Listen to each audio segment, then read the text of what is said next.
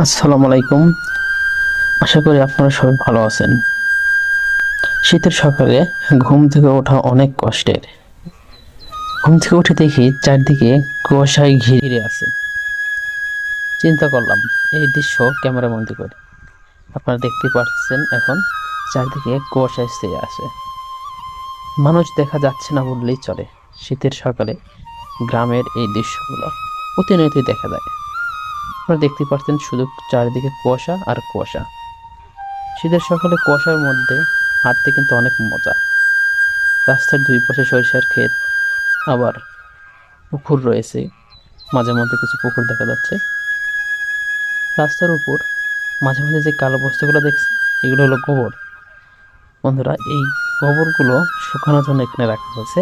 এগুলো পরবর্তীতে শুকানো হলে এগুলো নিয়ে রান্নার কাজে ব্যবহার করা হবে। বন্ধুরা, কুয়াশায় ঘেরা গ্রামের দৃশ্য খুবই ভালো লাগে। চারিদিকে দেখেন কুয়াশা আর কুয়াশা, এগুলো দেখতে খুবই সুন্দর।